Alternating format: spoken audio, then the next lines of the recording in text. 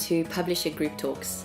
Today's studio guest is Luke Irlam. Welcome, Luke. Thank you very much. Nice to have you here. It's nice to be here after an hour of setting up and getting things going. It's good to start. It's been a good time. Yeah, no, I think we are. At least it's not 10 o'clock at night. Yeah, it's nice for a change.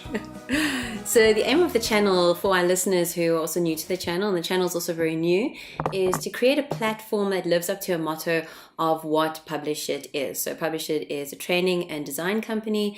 Our motto has always been arrive smart, leave smarter. And that's about educating, informing, and inspiring the audience around us. The inspiration for the show really came from conversations that I have with so many of my clients and amazing people I've met over the years. And whenever I have those conversations with them, I keep thinking, I want to record it. I want them to be part of this. It's such an amazing network and people have such incredible insights to share. And I think that also comes to that proudly South African creatives. And that's what we are. We proudly South African creatives. And in this network, we have a lot to give to the audience that can really help them grow. It's that love of sharing information. And so Luke loves sharing information and knowledge, and that's why we're here. And I was actually having a look at Luke's LinkedIn profile before we started. And yeah, so we always use LinkedIn as creatives because we know that if we put our stuff out there, then there's a chance we'll be discovered. I'm not really sure how many of you in the audience have experienced LinkedIn, and if you've got a lot of work from it, I'd like to actually know, because from myself, I don't think anyone's contacted me via LinkedIn yet, but I suppose it's good to have a platform, right? Yeah, I see the odd birthday message on LinkedIn, especially my birthday is about 3 or 4 weeks later when I do log in. Yeah. I don't use LinkedIn very much, but No. I do have a pretty comprehensive CV online, which is nice. Yeah. It's outdated now, but yeah, I haven't heard of much from LinkedIn in the last little while. I suppose it's a place where you can just go in and just make sure that all your stuff is kind of up to date. It's also great because it also tells me how long I've been in the industry for, because sometimes I forget and people ask and then you're like 5, 6, and then you're like, whoa, 10 years. Yeah. So yeah, for sure. I haven't been on LinkedIn that long, but I have noticed other people with work anniversaries and that kind of thing. Also nice to keep track, I guess, your timeline of your work. Yeah, what you're doing and projects. Yeah. For sure. Absolutely. I see on your profile, it says here that you're a cinematographer and editor, and that's the title you've put under.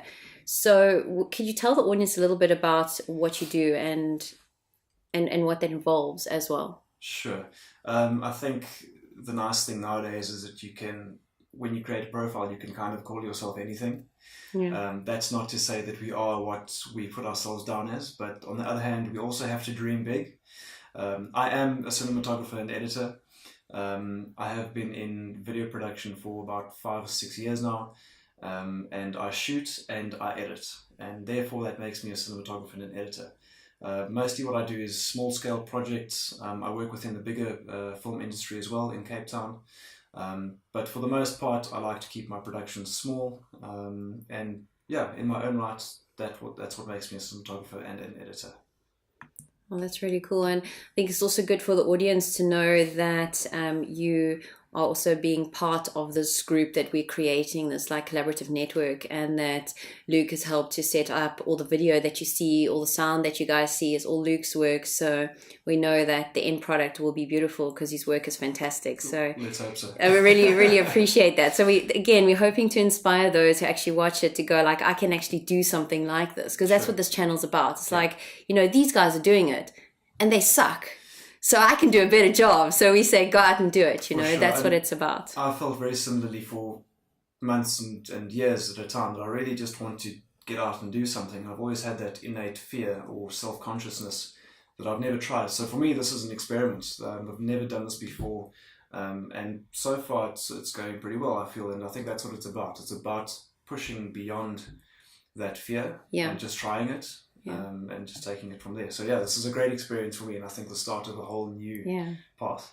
I mean, for us too, and I say for us, and I speak in terms of my business and the network that I know that I'll bring to this table, and it is like that. It's scary, and it's always scary to do something new. And then people say like, what makes you the expert? And you say, well, I'm not really. I've just someone who's been around for a while, and I have some good information to share. I mean, what would you say the 3 key things, if you had to give anyone who was aspiring in your position, who says, I want to be just like Luke, I want to be a cinematographer and an editor, what are the 3 things you would say are essential to being that person? It can even be life rules that you live by. Sure. I can only say as much as I know for myself. If I think I could do things a bit differently, knowing what I know now, I think we all could do that. And it might be a bit controversial, but try and find out what it is that you want to do from an early stage. And that doesn't mean going to study to find that out. I did go and study for 3 years, and it was good for my career, and it has been good for me, but no one's ever asked me for my degree, my certificate. I've learned more in the field than I've ever learned sitting behind a desk. However, I did learn where I could go during that course. So I think the first thing for me would be learn where you want to go, and really pursue that instead of letting it come to you. So that would be the first thing. The second thing that has really been good for me is networking. Put yourself out there just as a person, not even as a professional. Just be a decent person, speak to people you meet, tell them what your interests are, ask them about themselves, and really just get a feel for who you are and how you can relate and how you can collaborate with others. So that's 2. The third one, and this is probably one that I need to work on a lot, is just be consistent and work hard. I think consistency is a very big factor in success. My lifestyle for the last little while has been very much up and down and all over the show. I've traveled a lot, and I've never really gotten into that groove. So I think a groove is a very important thing to get into. And I use my traveling as maybe an excuse sometimes. That's not to say that you can't get into a groove when you're all over the place, and depends on who you are as a person. But yeah, get into a groove and pursue what you want, and do it with people that you can work with. And like what you said about consistency, because that's really important, is to be consistent, especially with the work that one does. For creatives, and I'm just kind of talking about like in my network and my field and myself, is that it's often we can kind of get lazy, or we try and just turn something out, and it's hard to uphold that, because then we take what we're getting paid and we're thinking, well, it's not worth what we are delivering. Sure. But it's always more important to deliver something that's consistent and we're upholding and we're proud of course, versus like what the money that we're getting in for it necessarily, because it always counts. I often find myself resting on my laurels, and it's just like, okay, well, here's a job, this is the budget, there's the product. And I think a lot of us can relate to that. I'm definitely not the most sort of upbeat, outgoing, super productive person ever, and that's something that I need to work on, because you do need to deliver your best every single time. And that just becomes a part of your, I guess, your personal portfolio, your CVs. People will know you for your reputation, and reputation is another. If there were 4 points, I would have said reputation. That's a huge thing. We add that to the list then. So reputation is big. Work on it. Another thing is hold on to your clients. I think is a big thing. And, I was going to say that. And keep that quality of work, the level, keep it up. Keep the communication open. Be fair with them. Give them a discount here and then. It's a relationship. It's not a product that you're selling. It's a service. And a lot of that's where a lot of creatives fall short is client services. I see that all the time. It's like, oh, just tell the client to get stuffed because they want more out of me, or it's that sort of very reactive behavior versus thinking that maybe we do this job and it's a little bit less, but then the client will trust us and they'll allow us to do more. It's like, don't try and reinvent their logo if they just asked you to change the business card. Of course, we all do that, but it's actually quite a hard lesson to learn. That. And I think it's a trait of freelancing. I think it's a freelancing thing. I think if you're part of the machine, you kind of just play your part. But as a freelancer, you're a bit of everything, and you do want a little bit more control. And I think we tend to be quite stubborn sometimes as freelancers, and you have to have a hard skin, Mm. but also you have to work with the clients and really, really engage with them. Yeah, and you have to fight for your work as well. Yeah. So not in like that it has to be aggressive, but the fighting for it is you have to show up and you have to. Yeah, of course. And you have to know your worth. That's another Yes. very, very important thing that I think we continue to learn. It's difficult as a freelancer, I think, to put a value to your work. So that's something that you constantly have to reassess, and just make sure that whoever's paying you is getting what they're paying for. Don't sell yourself short, and don't sell them short either. And how would you put a value to that? Because, in my industry, I can put a value to my work in terms of an hourly rate, which is tend to be the going hourly rate in the industry. Does yours work the same? Similarly, so what I do is I normally charge a day rate, and then a half day rate. I do also charge per hour if the project requires it, whether it's a simple re-edit or something like that. There too, I've kind of made my own rules. I haven't really researched much as to how others do it. I haven't really asked around. There seems to be a bit of a culture of, especially within freelancing, they sort of keep their knowledge and their practices to themselves. And it might be good to foster a bit of communication to find out how people are doing it. It's worked for me so far. No complaints. I do think I could have streamlined my processes. But yeah, that's just something that we work on. I think in the creative industry, we want to think that we're collaborative and always keeping this in context, right? Because we're talking about South Africa and Cape Town, because we're in Cape Town right now, is that we say it's a collaborative industry, but it's not really. Yeah. We're scared to share what we have because we're scared that that person will take it. And so we're also afraid to ask. And it's actually not as, especially for freelancers. Yeah. I think short term that kind of makes sense for everyone, to kind of keep everything close to your chest, play your cards close to your chest. But I think at the end of the day, long term, and for the industry to, not that I'm an industry professional by any means, but for the industry to really grow and expand, the key to that is to collaborating with other freelancers. And it doesn't have to be someone in your field. It can be a photographer with a designer, or a designer with a video guy, or whatever the case may be. And I think it is important to build a network of creative professionals, because it only makes you look better. I mean, I've got a project now, a client has asked me for something that I know I can't do, but I've got a guy that can do it. And so I'm helping him, he's helping me, and at the end of the day, the client gets the best product. So I think that is key, is to collaborate and really, really start working together and communicating with each other. Yeah, and opening up the conversation where people can say, this is how much we're charging, this is how much, this is what our terms and conditions are, and all that. Yeah, I think you'll get quite a big kickback against that as well. Yeah. Obviously, everyone's got their own ways of doing things. Oh, and of course. And like I said, I'm not a business professional by any means. I'm not an industry leader by any means, but I think we're all just trying to find our way. And if we can help each other along, especially if it benefits us and the whole community, then why not? Oh, I agree with you. When it comes to technical knowledge, and because I'm quite technical knowledge focused in what we do, because we do a lot of training and development in companies with regards to Adobe products, what is your technical, how do you feel that the technical skills that you have in the products that you're editing in has aided what you do? Are you quite focused on like upskilling on it, or is keeping abreast of it? How do you see yourself in relation to those products and your knowledge with it? For sure. Like I said, when I was studying, I learned very, very much the basics. When I started working immediately after my studies, I was exposed to a real uptake in knowledge and skills in video production. So I worked with my ex-boss, Glenn Mayberg. He really, really taught me a hell of a lot. So I was exposed to the editing, to the camera work, to lighting, to sound, a bit of production work, which is always good, business side of things. And I think what happened was it was a real uptake of knowledge, and it was quite in-depth to a point. So much so that I haven't really needed all of that technical knowledge. And I'm speaking more behind the camera, lens-wise, light-wise. When it comes to editing, my knowledge is pretty standard. And at this stage, it's enough to get by, but it's not good enough.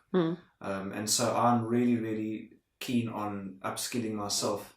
And I think there again, you have to overcome that feeling of desperation or not being good enough or fear or whatever it may be.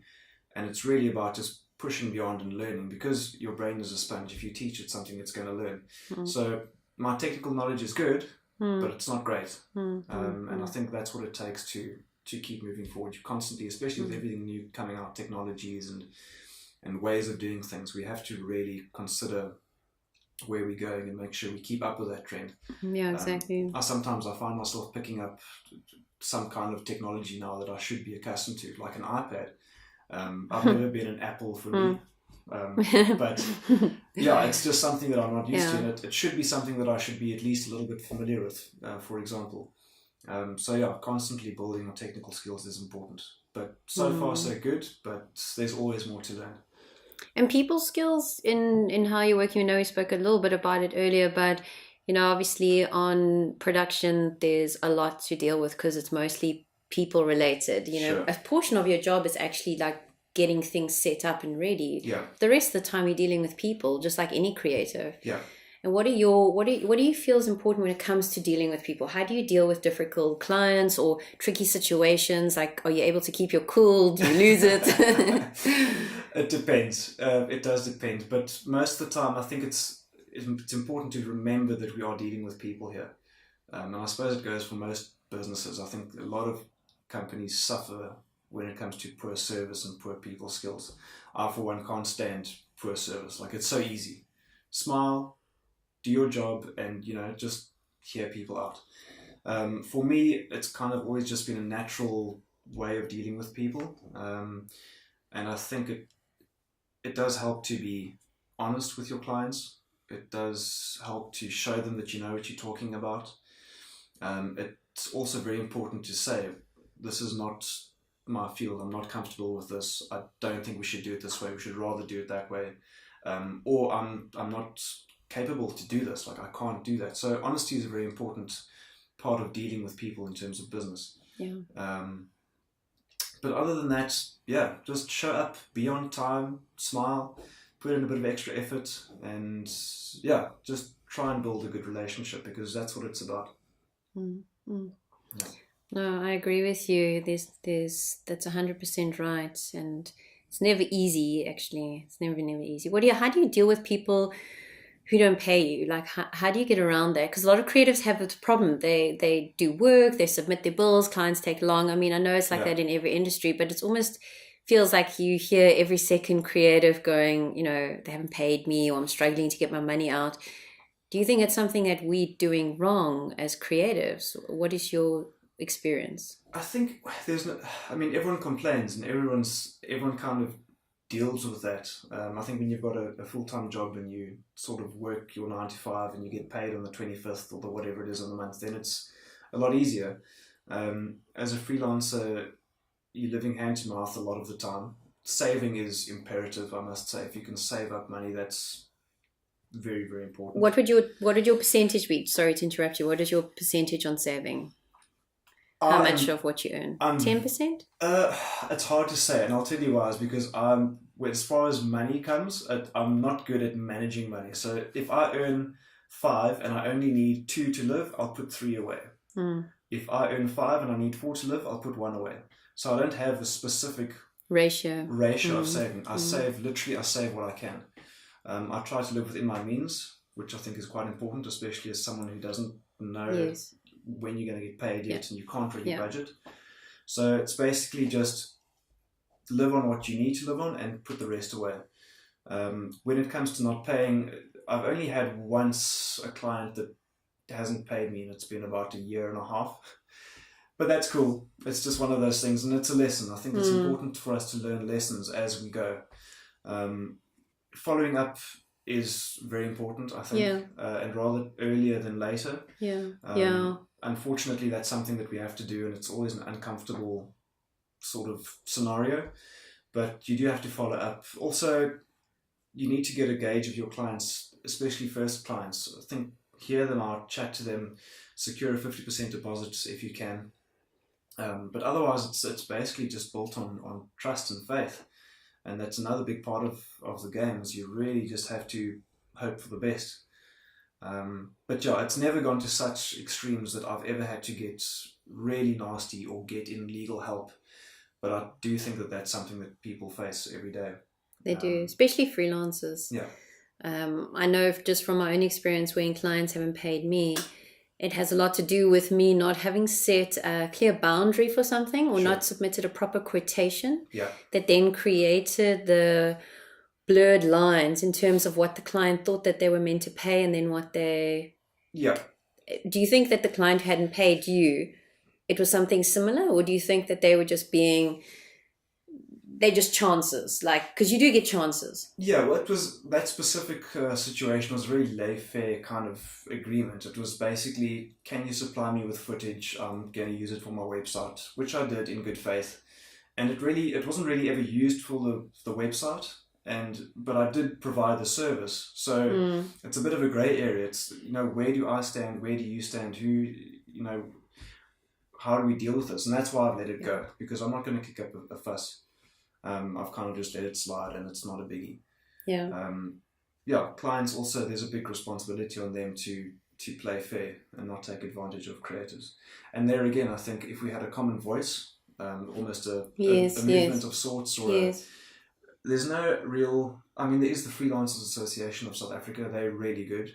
Safria. Yeah, or do you belong to them? No, I don't. Unfortunately, not yet. We should get them on the show. Yeah, we should actually. That'd be a great... they can chat. To talk to. So I think if you need the backing, you will find it. But I think we need to preempt that and kind of be prepared before we find ourselves in that situation. So another reason for us to open the channels of communication and talk and engage with each other, and maybe have a seminar or whatever the case may be, just so that we can sort of go through all of those issues and sort of try and figure them out together. Invite clients in. Maybe clients have a completely different understanding. Maybe we need to look at things from a different perspective, but I think it's always good to engage. Do you often provide a quotation with terms and conditions supplied when you're quoting on a job, or do you just how do you go about that? My terms and conditions I do include on quotations and invoices. They're very, very basic, and it's pretty much things that I've come up with. Things like working hours and overtime, changes to an edit. So what I offer is 2 changes to an edit until further costs are incurred, which I think is fair. Often a 50% deposit, especially if I have to put down money into the project to get it going. But other than that, I don't have any other terms and conditions. One that I do think I should consider putting in is payment deadlines.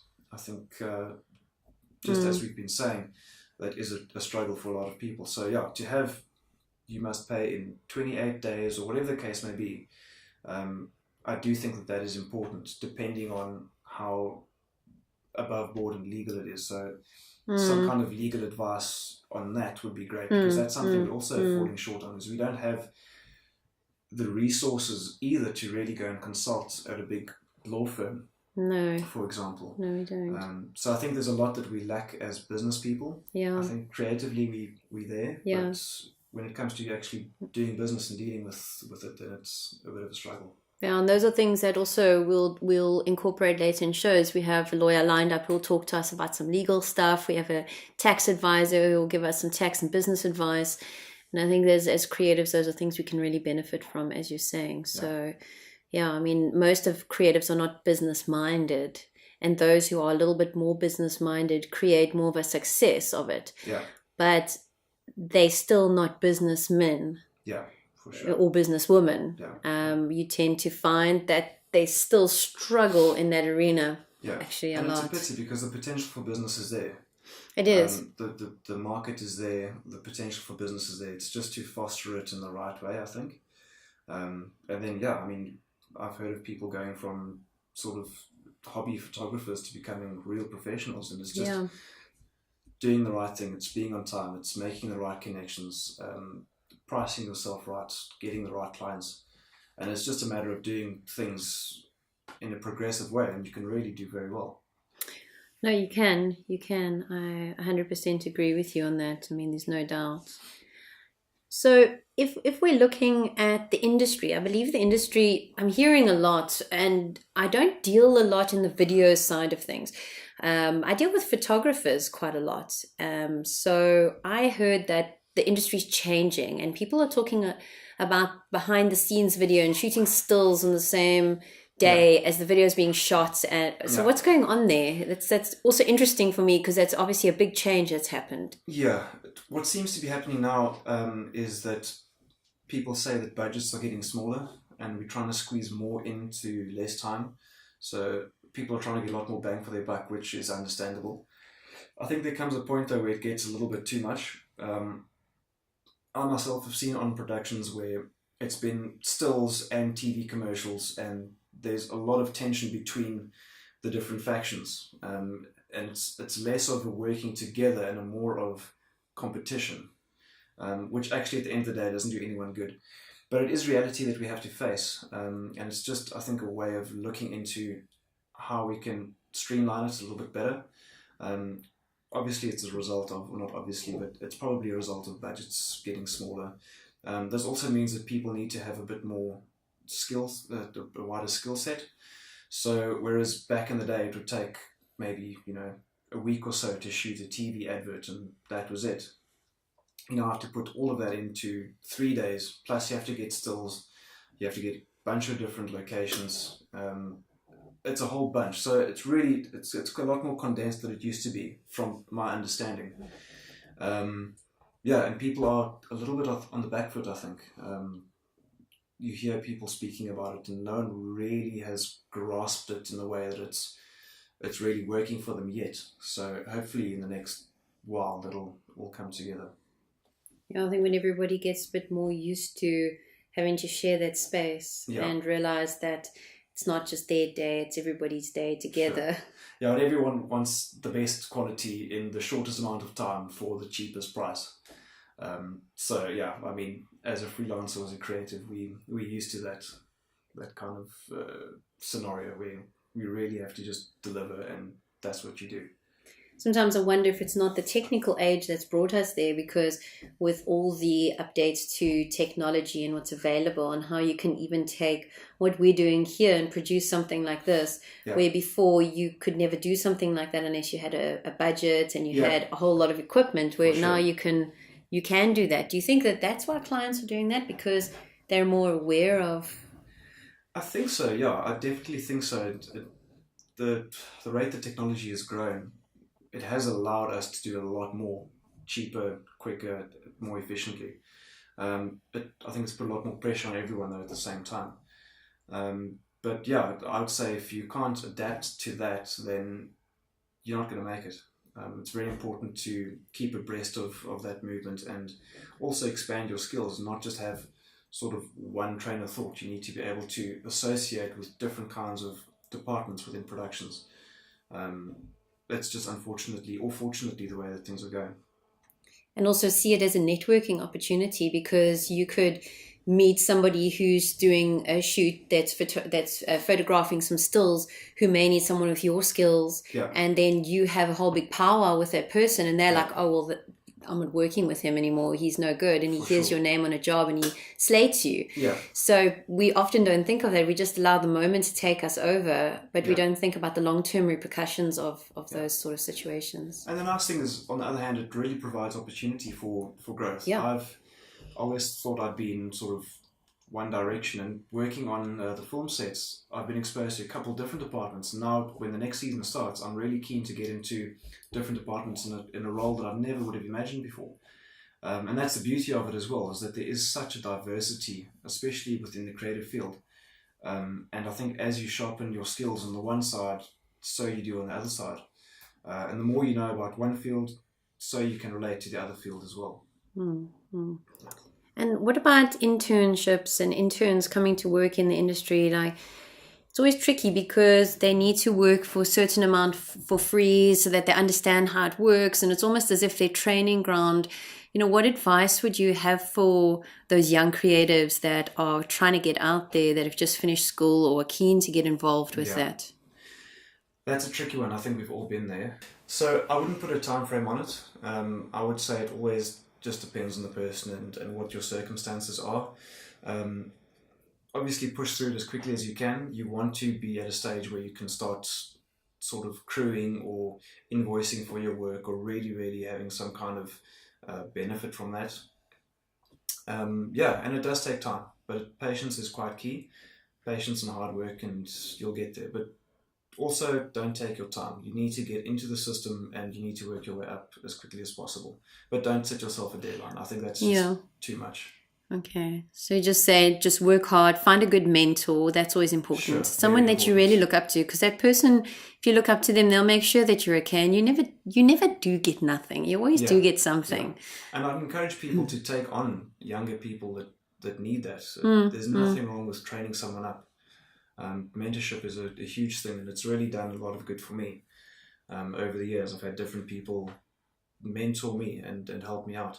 And it's really, really helped a lot. So look to others to help and to help you. Yeah, I agree. Because there's so many creatives who sit without work, and then they say, we can't find work in the industry. And then the question is that, are they prepared to kind of go out there and work for free? I mean, maybe our audience can tell us about that and how they feel about that, because obviously it's a personal opinion too. And maybe we can try and also get those creatives a bit of a platform where they can find mentors. And if people want to be mentors, let us know, because there are lots of young ones out there who are desperate for mentors. For sure. And when I say young, I don't think we should put an age to that, because let's just say young in creativity, because you may find someone who's made a massive life change and they want to become a photographer, but they're 40. Yeah.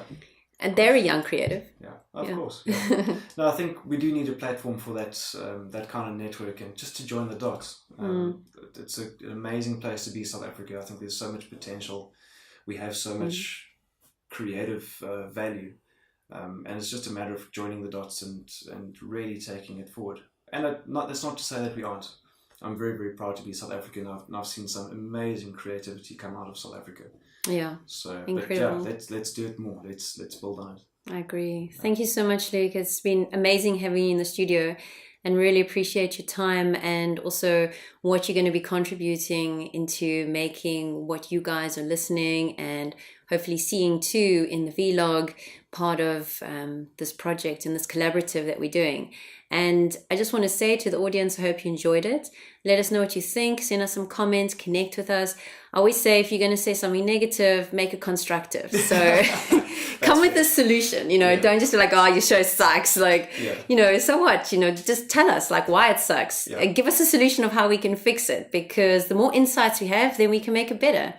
We're also happy to put you guys on the show, and we have lots of friends we're going to be talking to in upcoming shows. We're going to talk about bad briefing, could talk about long hours, the sweatshops of the industry, no overtime pay, horrid and rude clients. But on the flip side, what about those people who it's like seeing your work in a magazine, being the art director, managing a crew of 30, producing a show, creating a website, becoming successful as a freelancer? Those are things we talk about too. And hopefully you can find your space and you can find your inspiration on the show. So connect with Luke. He's on LinkedIn. I'll find him. Yeah, for now.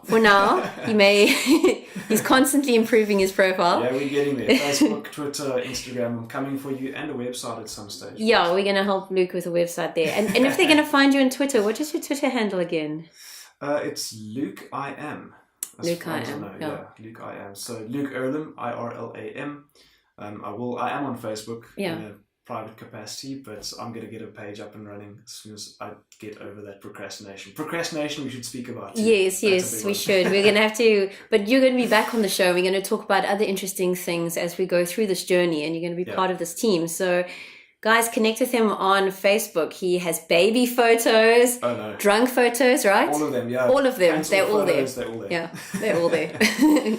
Cool, thanks, you very much. And we just want to say one last shout out. Thanks to Freelance for the use of their studio here today. And we really appreciate it, guys. Like, we couldn't have done it without you. We needed a sound room here. Cool. Perfect. Have a good day. Cheers, guys. Bye. Thank you. Cool. Nice.